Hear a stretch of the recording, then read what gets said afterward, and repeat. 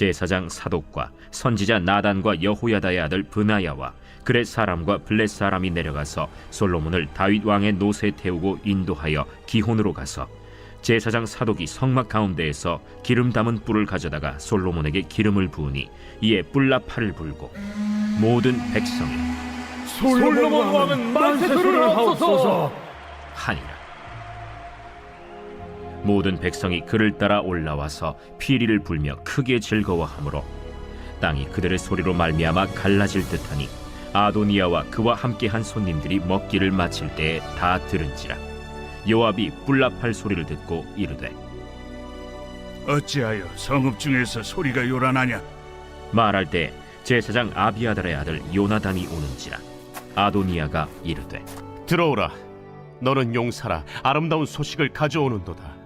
요나단이 아도니아에게 대답하여 이르되 과연 우리 주 다윗 왕이 솔로몬을 왕으로 삼으셨나이다.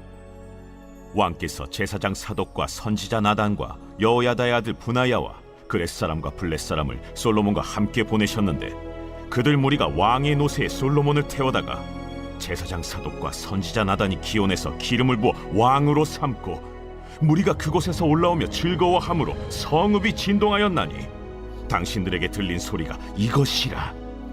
또 솔로몬도 왕자에 앉아있고 왕의 신하들도 와서 우리 주 다윗 왕에게 축복하여 이르기를 왕의 하나님이 솔로몬의 이름을 왕의 이름보다 더 아름답게 하시고 그의 왕위를 왕의 위보다 크게 하시기를 원하나이다 하매 왕이 침상에서 몸을 굽히고 또한 이르시기를 이스라엘의 하나님 여호와를 찬송하리로다.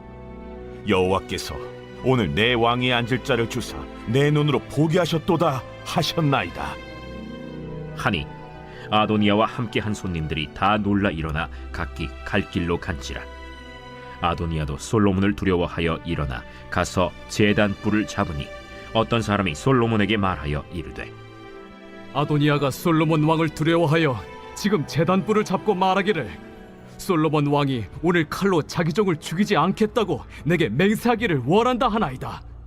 솔로몬이 이르되 그가 만일 선한 사람일진데 그의 머리털 하나도 땅에 떨어지지 아니하려니와 그에게 악한 것이 보이면 죽으리라 하고 사람을 보내어 그를 제단에서 이끌어내리니 그가 와서 솔로몬 왕께 절하매 솔로몬이 이르기를 내 집으로 가라 하였더라.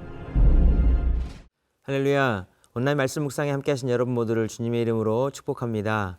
오늘 하루도 말씀에 의지하여 승리하는 복된 날 되시기 바랍니다. 오늘 본문은 솔로몬이 다윗을 이어 왕으로 등극하는 장면이 기록되어 있습니다. 솔로몬의 왕위 등극이 우리에게 가르쳐주는 메시지가 무엇일까요? 오늘 본문 38, 39절을 보겠습니다. 제사장 사독과 선지자 나단과 여호야다의 아들 브나야와 그렛 사람과 블렛 사람이 내려가서 솔로몬을 다윗 왕의 노새에 태우고 인도하여 기온으로 가서 제사장 사독이 성막 가운데에서 기름 담은 뿔을 가져다가 솔로몬에게 기름을 부으니 이에 뿔나팔을 불고 모든 백성이 솔로몬 왕은 만세수를 하옵소서 하니라. 아멘. 제사장 사독이 기름을 붓고 솔로몬을 왕으로 세우는데 이는 급박하게 진행된 일입니다. 어제와 그제 본문에서도 보셨지만 다윗이 나이가 많아 늙자 다윗의 네 번째 아들 핫깃의 아들 아도니아가 욕심을 품고 스스로 높여 왕이 됩니다. 그 모의에 가담한 사람이 수르야의 아들 요압과 제사장 아비아달 외 작은 무리의 군사들이었습니다. 이것은 하나님의 뜻도 다윗의 뜻도 아니었고요. 아도니아의 욕심으로 인한 반란이었습니다. 이게 하나님의 뜻이 아님을 알았던 선지자 나단이 밧세바를 통해서 다윗에게 내용을 전하고 약속과 맹세대로 다윗의 명령 따라 솔로몬을 왕으로 세우게 된 겁니다. 방금 읽은 두 절의 짧은 절이 말하고자 하는 내용들이 있는데요. 솔로몬이 왕된 것은 아도니아가 스스로를 높여 왕이 된 것과는 완전히 다르다는 겁니다.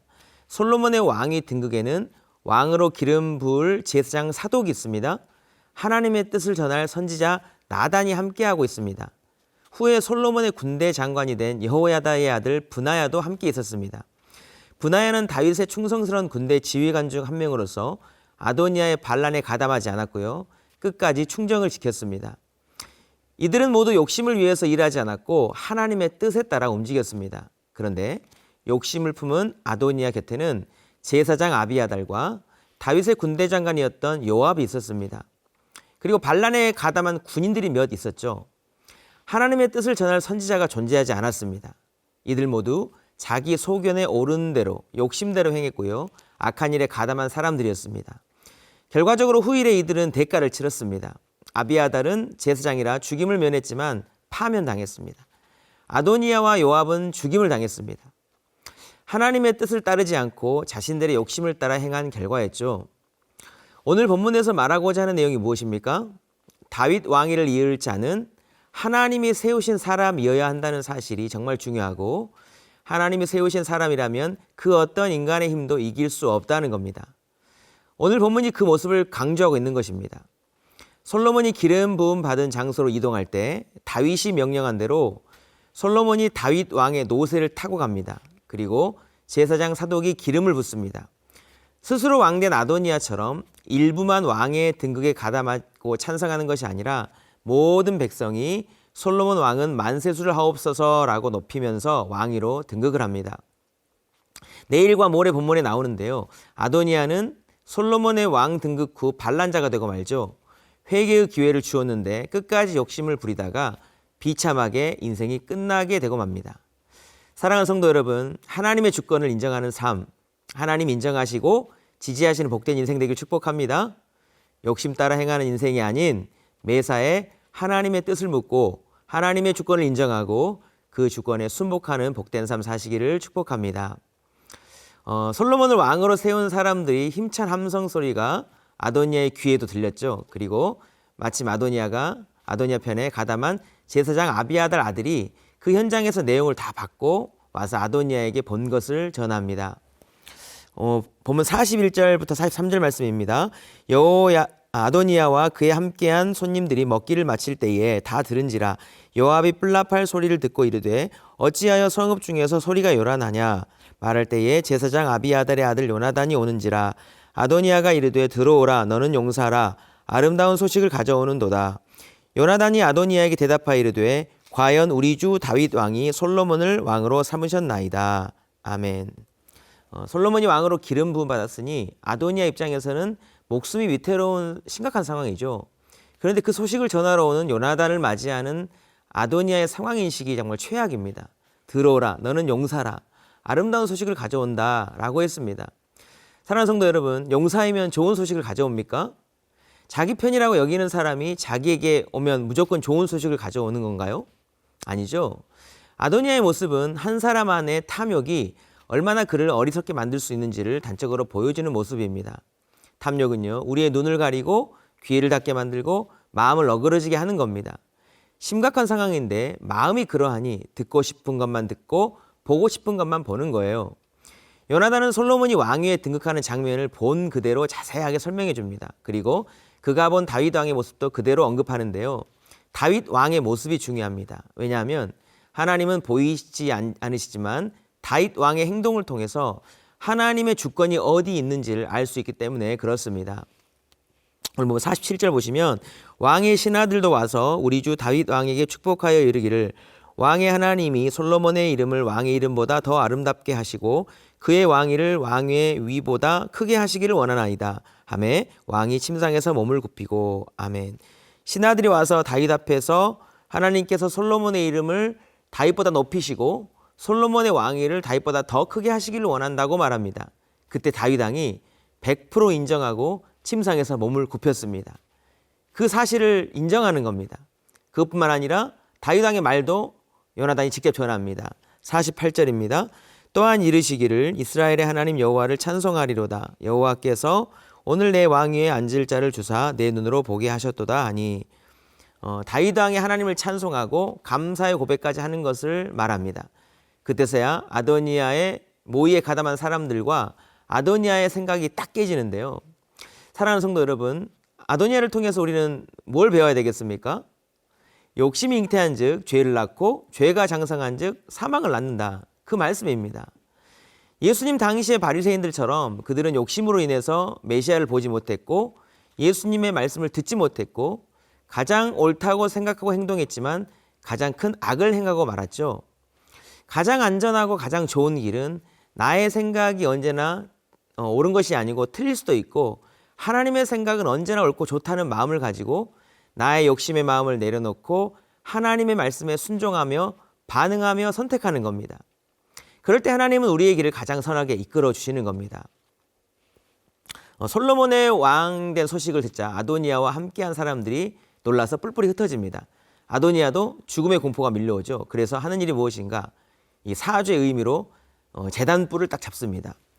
본문 50절 51절입니다. 아도니아도 솔로몬을 두려워하여 일어나 가서 제단뿔을 잡으니 어떤 사람이 솔로몬에게 말하여 이르되 아도니아가 솔로몬 왕을 두려워하여 지금 제단뿔을 잡고 말하기를 솔로몬 왕이 오늘 칼로 자기 종을 죽이지 않겠다고 내게 맹세하기를 원한다 하나이다. 아멘. 이 급하게 제단뿔을 잡으면서 솔로몬 왕이 자기를 죽이지 않기로 맹세하기를 원한다고 말합니다. 이 제단뿔을 잡는다는 것은 속죄의 의미가 있습니다. 이스라엘 백성이 하나님께 속죄 제물을 드릴 때에는 제물의 피를 제단뿔에 이렇게 바릅니다. 속죄의 권한이 하나님께 있기 때문에 하나님의 속죄를 바라면서 하나님 앞에서 다시는 죄를 짓지 않겠다는, 죄를 지면 내 생명의 피가 하나님의 손에 달려있다는 그런 암묵적 맹세를 하는 겁니다. 솔로몬도 정적인 아도니아를 한 번에 제거할 수 있었지만 하나님 앞에서 제단뿔을 잡았다는 그 소식을 들었고요. 또 배달은 형제이지만 다윗 왕의 아들이라는 생각도 했었을 거예요. 그래서 한 번은 기회를 주리라 생각합니다. 그러나 적어도 하나님께서 주신 왕의 권위를 해야 할 수 있는 사람이기에 그냥 기회를 주지는 않습니다.